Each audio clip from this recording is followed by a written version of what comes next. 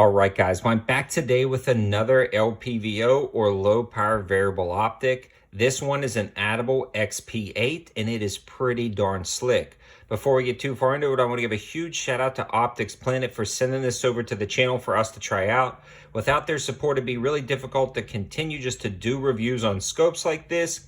So Optics Planet is an awesome resource. They also include a coupon code 704TAC for 5% off most orders, and that's going to be good on this, as well as any mounts or things you see on their website. Definitely try that code 704TAC on Optics Planet's website to try to save yourself 5% off. I also want to give a huge shout out to Callaway Ballistics for sponsoring the ammo for this video. These guys make some awesome reman 9mm, new manufactured 9mm, subsonic 9, and a wide variety of other calibers. And what I was shooting in this review was the 223 reman 55 grain, and this stuff is really nice. I'm getting inch groups at 100 yards with this at a lot of different rifles. Definitely check them out. I have a code 704 Tactical to get free shipping on ammo orders over $200, so that free shipping really helps you out. So in a nutshell, an LPVO or low power variable optic is an optic that has a 1 power setting and then it zooms into something else. In this case, it zooms all the way into the 8 power setting, allow you to take really far off shots. When you're looking at an LPVO, a lot of people want a jack of all trades optic, something that they can use for close-up CQB shooting at the 1 power setting, sort of as a red dot, and then zoom in to take precise shots at a distance, and the 1 to 8 is incredibly versatile. A lot of times you'll see a 1 to 4, 1 to 6, but when you start getting into the 1 to 8s and the 1 to 10s, you are really stepping up in the that price point, and this one keeps it reasonably affordable right at $299 for the Optics Planet version of this optic. And what makes this one unique is it's actually coded to match the Magpul FDE, and that's what you guys see here, and they've done an amazing job to accomplish that. I would have put this on a Magpul FDE rifle, but I'm currently testing the Lead Star, and I needed to put a lot of rounds through it, so that's why this is sitting on top of there. So these guys have kind of been a pair from the beginning, running a lot of rounds through it. So I just figured it'd be easier to put them together and really combine and stack those rounds to give a better review on the optic and a better review on the rifle. But I did want to show you guys how closely it matches that Magpul FDE if you guys had an FDE build. In the box, you get the optic itself and the throw lever, as well as the scope caps, and everything works out really well. The scope caps are pretty slick, and the throw lever is optional. You can actually unthread this guy, take it off if you just wanted this little knob right there.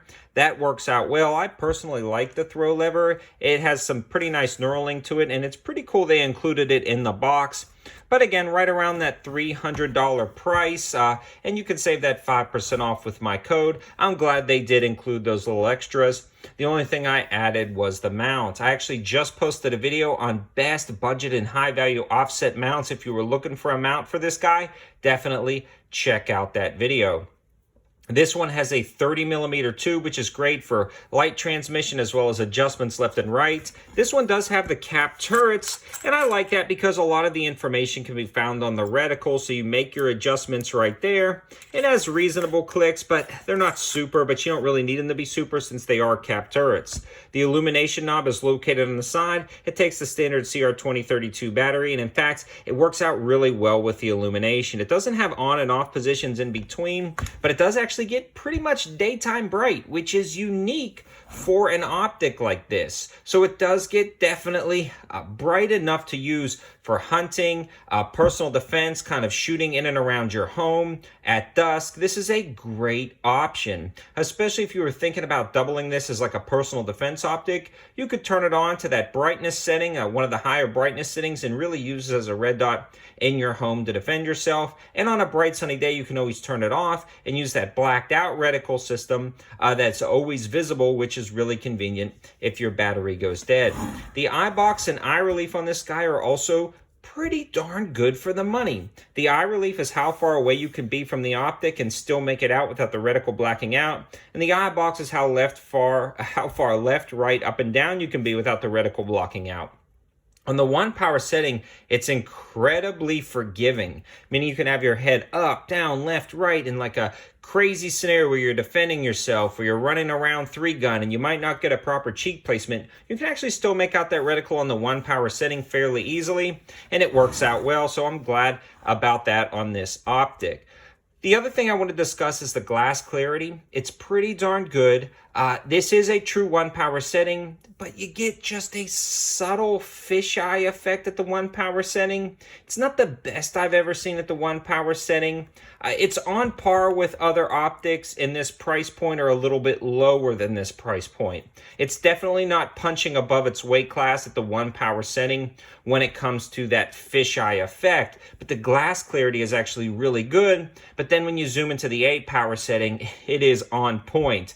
So I feel like a 1 to 8, unless you're spending like $1,000 on a scope or $600 or $700 on a scope, you really are going to have to make some very subtle sacrifices either at the 1 power setting or at the 8 power setting. Maybe it's just how my eyes look. This one's making a little bit of sacrifices at the 1 power setting. With that being said, though, it's perfectly usable, really manageable, and again, on par with some of the scopes in this category. Let's take a look at that reticle selection because I feel like it's really important when you're selecting an LPVO. In fact, a lot of guys, that reticle will make or break it. I know it will for me. This was actually set up as a BDC or bullet drop compensation reticle for the 5.56 cartridge with 62 grain ammunition. So you can see it's got the hash marks that tells you the drop at 400, 600, 800, and 1,000 yards. It also has all the MOA hash marks if you're using it with other rounds. And this one has a diamond CQB reticle system. It also has a 0.5 MOA center dot for precision shots at a distance. Now these bullet drop compensations are only accurate at the 8 power setting. Once you start zooming down, since this is a second focal plane optic, the reticle stays the same size throughout the zoom levels. So again, it's only effective at the 8 power setting, and that's what you can guys see here. It kind of explains that. But if you go to the 4 power setting, these should be roughly half of that. So this would also, something to be considered, or not half of that, double that. So it starts getting a little bit confusing. The best thing to do would be if you're tracking something across a field, zoom it to that 1 power setting, 2 power setting, and then when you're ready to take your shots and you really do want to understand exactly the bullet drop compensation, flip that guy to the 8 power setting and take your shots from there.